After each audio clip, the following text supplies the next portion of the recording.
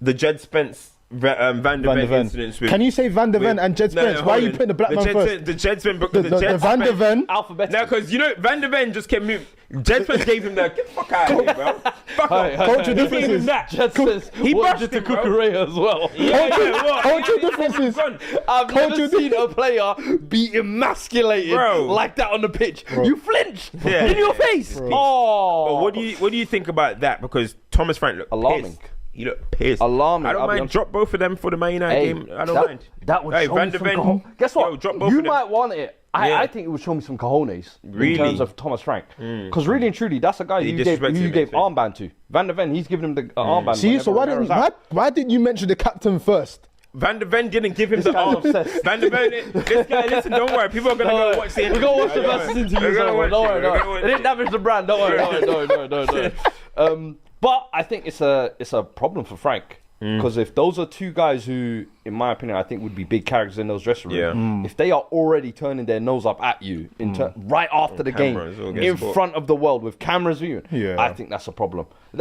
I'm all for, behind closed doors, you can get into it with each other. There's a way, you're going to do this after the first derby loss. You're still third on the table. Like, this is the thing. Thomas Frank, there's issues there. But in my opinion, right now, it's issues that can be fixed and issues that you can steer the ship back in. But if you keep going at this rate, brother, you're gonna have no leg to stand. To your point quickly as well, I think in that situation, or especially what we're talking about now as well, there's got to be accountability from the players as well. Because like I said, you said it was both of them, as you said. Jed Spence dribbled out and lost the ball for the goal. Let's not forget that. But what I would say to that is something that your fans are complaining about him being on left. So that does lead back to the whole system and putting him there. But I'm just talking about the performance, the attitude from the whole squad. I don't think there was a player that looks like Bergvall even got subbed off, so he was the only one that maybe showed up a bit. But no one looked like they wanted to come and make history and end the rot. Like, they just all looked like it was... I do think, like, I don't like that he, as you mentioned, he was part of the goal. His performance wasn't the greatest. He's online, doing the penitentiary stuff. Yo, you lose, you're gonna have to take. You got, as Bounce said, you gotta be internet ready. You know what I mean? You can't just now when you lose, you can't just lose and it's not brushing your manager. But at the same time, because things are on camera, it's blown up as well.